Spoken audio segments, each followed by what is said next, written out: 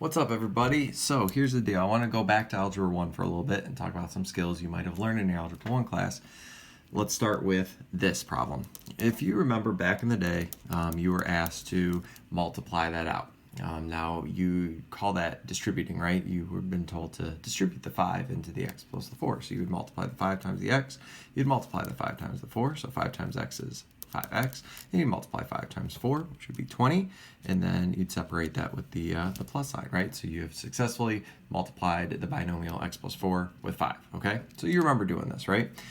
You also distributed, or double distributed is what they call it. Sometimes you might have referred to it as foiling, something that looked like this. So like last time, you're still going to be distributing the 4 to the x and distributing the 4 to the 3, but you're also going to need to multiply the x times the x, right?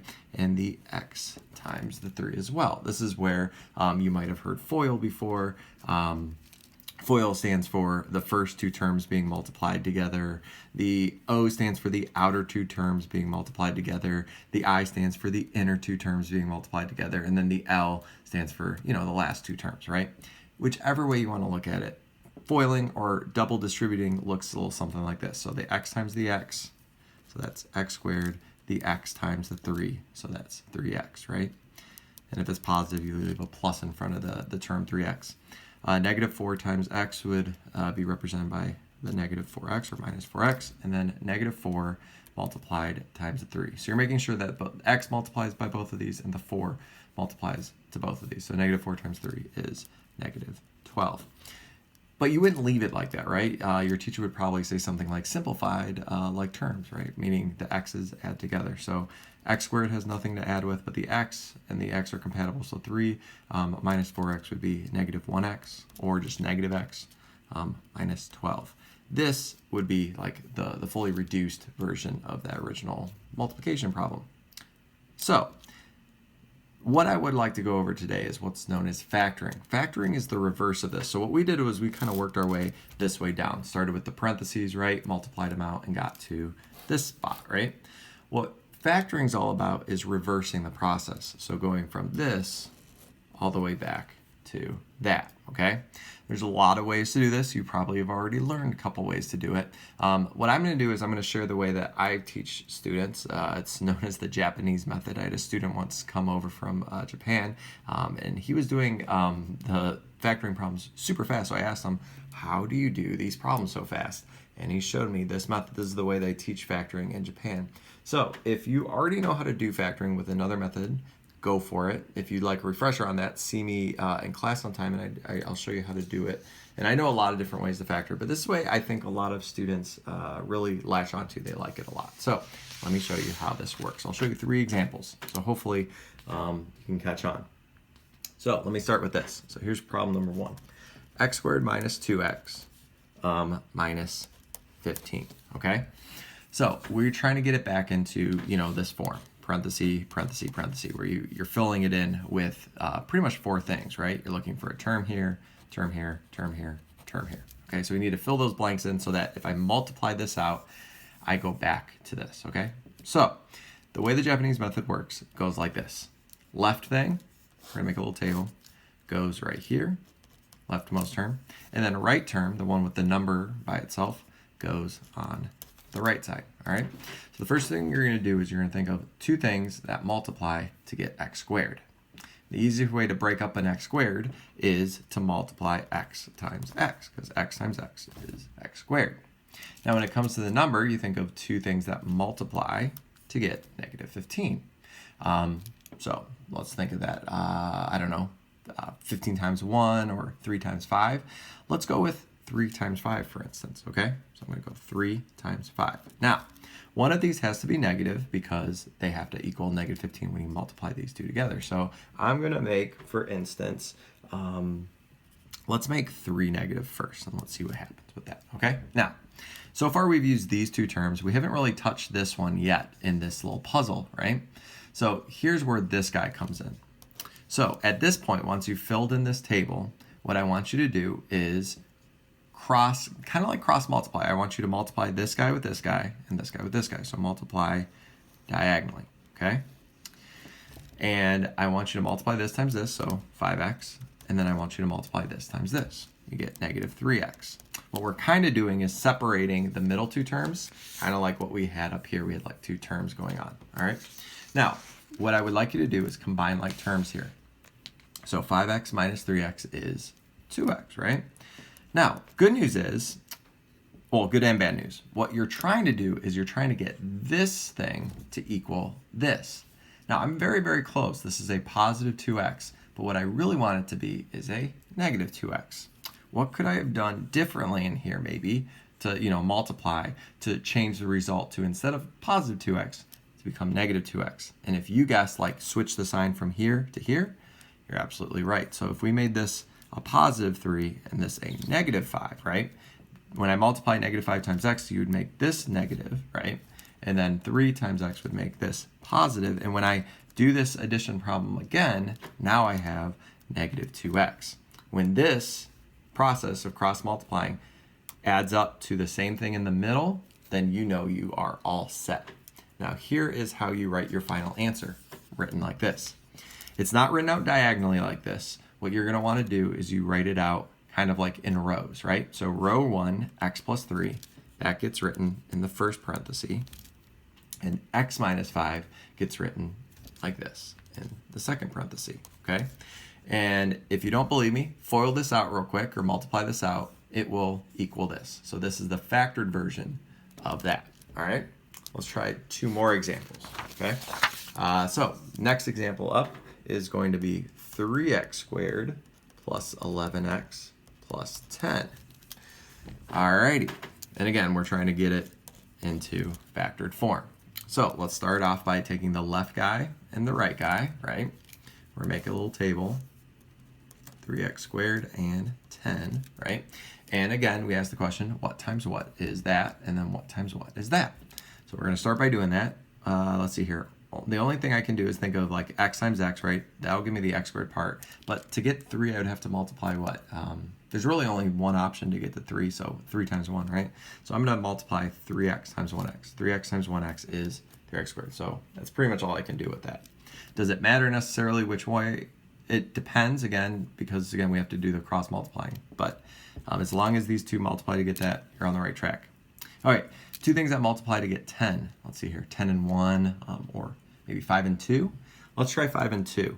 So what I'm going to do is I'm going to put a 5 here, and I'm going to put a 2 here. Let's see if this works. Now, again, our goal is to get 11x by the crisscross multiplication. So I'm going to multiply this times this, and this times this. This is going to be our check step, right, to make sure everything's in the correct position. So 3x times 2, that's 6x, right? And 1x times 5, that is 5x. What we're going to do, they're both positive, so we're going to add these two together, and it should equal the term in the middle. And if it does, we have done it successfully. Everything's in the correct position, which means that if you were to copy down the rows into these parentheses, you have factored it correctly. Now, if there's nothing here, right, so 3x and 5, what you're going to put there, if there's no minus sign, is you put a plus sign, right? Because obviously these both were positive to make it work. So 1x and 2. You don't need to put the x, it could just be x plus 2. You don't need to put the 1, I mean. So this, again, is the factored version of that. All right, one more. Got time for one more. Let's try this one. Now, using other methods, when I put numbers out front, for some people, that's really, really challenging. And for some reason, I think it just makes it easier to break down a little bit with the Japanese method. Some people don't find it as bad as some other methods when numbers are out front here. Anyway, this time, I would like you to pause the video and try to see if you can kind of work it out yourself, okay? And then hit play and see if you did something similar, if you get caught up, right? You'll see the answer in a second. Okay, so pause the video. Okay, for those of you guys not cheating the system, you should have already tried it yourself. So here's what I got. So what I'm going to do is I'm going to start by putting the 12x squared and the 3 as, kind of the heads for the table. I'm going to ask myself the question, what times what is 12x squared? There's actually a lot of ways to break down 12, right? X isn't bad, it's just the x and the x, right? But 12 could be, 1 times 12, 6 times 2. So you might have got a little frustrated because there's a lot of options. The one I'm going to go with is for times 3, okay? Because 3x times 4x is 12x squared, all right? Now, with the 3, I'm going to go ahead and I'm going to break it down. Now, luckily, there's only 2 things that multiply to get 3. It's just 1 and 3. But I got to be really, really careful where I put the 1 and 3 so that I can get this 13 when I crisscross, right? So you might have started to think of strategies as you went along. Now, I'm going to purposely get this wrong so you can see what that might look like if I did indeed get it wrong. So here it is. So I'm going to put a 3 here, put a 1 here, and 1 times 3 is 3. So the first thing I'm going to do is I'm going to crisscross, right? 1 times 3x gives me 3x, right? And then I'm going to multiply 4x times 3, which gives me 12x, right? They're both positive, so I'm going to add them together. And right now what I have is 15x. 2 problems here. One, the middle term ain't a 15, it's a 13, right? And also the middle term is negative, right? So how can I multiply 2 numbers to make this positive, but at the same time when I add them together, make it negative? Well, the first thing I could do to solve the negative problem is, what if I made both of these negative? I hope you would agree that a negative times a negative is a positive, right? But that would make this guy and this guy negative when I go to add them together. That would give me a negative 15x. Well, that solves my first problem, right? But my second problem is this, and by no means is equal to 13. So what I need to do is I need to tweak some stuff, right? And when it gets down to tweaking, there's a couple options here. You can either swap positions, like move the 3 up with the 1 and the 1 down with the 3. Or maybe the numbers you picked out here might be wrong. Maybe I should have went with 6x and 2x, right? So some of these ones do get a little complicated because there's a little more options there. But one of the options, especially on this worksheet, I picked everything that is possible to factor. One of the options should work. Now, in the future, you might get into problems where it won't be factorable, but we can talk about that some other time, okay? So what I think I'm going to do is I'm going to swap these positions, right? Now, if you get good with this and you kind of are working things out in your head, you might not even need to write them down. You can just kind of think of like what interacts with which number. Like this number always interacts with this when you multiply the crisscross. But I'm going to just, because I don't want to messy, I'm just going to rewrite this again and try again, because this one was a failure. Let's see here, 4x, 3x. I'm pretty confident with that. Let me try negative 3, negative 1. So I'm going to crisscross. 4x times negative 1 is negative 4x. And then negative 3 times 3x is going to be negative 9x. And when I add these two together, negative 4 minus 9, it's actually negative 13x, which is exactly what I needed it to be. So everything's in the right position. I'm going to write now my factored form of this, which would be 4x minus 3. Again, you're writing out the rows. That gives you your factors. And the other one, the bottom row, is 3x minus 1, okay? And if it doesn't necessarily matter the order, that part doesn't matter. It just matters that when you're crisscrossing these, that it needs to, when you combine like terms, it should equal the middle term. Okay, so this is the Japanese method to factoring. Factoring shows up a lot in some of the early homework assignments, so I wanted to kind of get ahead of the kind of the onslaught of problems and show you kind of how to do that. We can go over in class some of the logistics on why it works the way it does, so you can understand the kind of inner workings of this. But for now, if you can make this work and solve a few problems for me just to get the kind of the hang of factoring again, that would help you out a lot in the long run, okay? So hopefully this helps a little bit. If this video did not help for you, just putting YouTube search of how to factor, there's a lot of methods out there.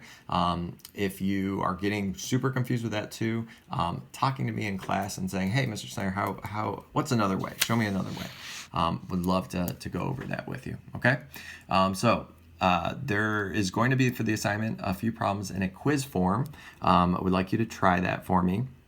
You're just going to pretty much get points for trying the quiz. Doesn't necessarily matter your score. So give it your best shot, because I want to see how many of you guys are really needing help or how many of you guys are okay with this, okay? So best of luck. You guys have an excellent couple of days. I'll see you back next time. All right, bye.